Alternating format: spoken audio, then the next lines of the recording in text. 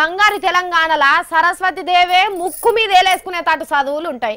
మంత్రుల మనవలు కూలికి పోయే మల్లయ్య మనవలు ఇద్దరు ఒకటే బడిలో చదువుతారు అని చెప్పిన వాళ్ళే అందరూ నిజమే పట్టుకున్నారు. మంత్రుల మనవులకేంది, వాళ్ళు ఏడాదికి 5 లక్షల బడిలే చదువుతారు. మన సొంటలతో అయితే తగ్గట్ల సరస్వతి దేవే వచ్చి సర్కారు బడిలో కూర్చున్నావేంది, ఏ గిన్నెకెందుకు వచ్చినావు, ప్రైవేట్ బడికి పోవాలి గాని అని దోలే రోజులు. ఇటువంటి రోజుల్లో బీద బిడ్డల బడులను బాగు చేయరు అని అడగచ్చునా? లౌక్యం తెలియక అడిగిండ్రు. అటెంకేమైందో చూడురి. ఓ మీ పని సల్లగుండా ఏంది లొల్లి? అరే అరే నెత్తెంటికే లూసేటట్టున్నాయమ్మా, ఇడువో. అరే ఇడవంటే అరే అరే గింతమంది పోలీసు వాళ్ళేంది, పోరగాళ్ళని తీసుకుపోయి వ్యాన్ ఎక్కించుడేంది? అరే వీళ్ళేమన్నా బడిలా బాంబు పెట్టిన ఉగ్రవాదుల, పార్లమెంట్ వేల్వ చూసిన టెర్రరిస్ట్లా? బుద్ధి తక్కువై సర్కారు బడులను బాగు చేయరని కలెక్టరేట్ ఆఫీస్ కచ్చి అడిగిన పాపాత్ములు, డిఓ సార్ను గెలవనిస్తలేరని గోడ దున్క చూసిన బడి దొంగలకు శాంతికాములైన పోలీసు వాళ్ళు అడ్డం పడి గిట్లా జుట్టు పట్టి ఇడ్చిండ్రు. ఇగో గీ పోలీస్ అక్కకైతే చక్కెర వచ్చినట్టే ఉన్నది, మోసపోసుకుంటా కూర్చున్నది పాపం. ఓ తమ్మి చెప్పు తమ్మి, ఏంది మీ బాధ?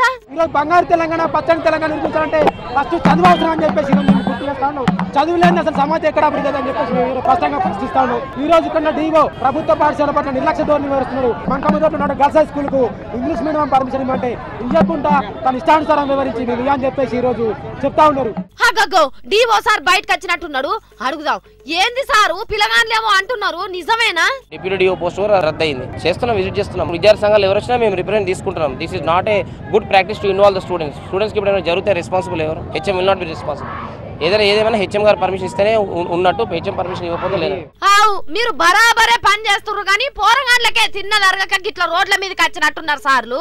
సర్కార్ బడుల్లో చదువు చెప్పుడే ఎక్కువ అంటే అందులో కై కావాలి, ఈజీ కావాలి అని గొంతెమ్మ కోరికలు కోరుతారా? పైసలు ఉంటే ప్రైవేట్ లో చదవాలి, లేకుంటే కూలికి పోవాలి. గంతేగాని ఆఫీసర్ల పనికి అడ్డం పడతానని చెట్ల నేరేళ్లల్లో ఇసుకలారీలకు అడ్డం పడిన వాళ్ళని దోవినట్టే వీళ్ళని కూడా దోముండ్రి సార్లు.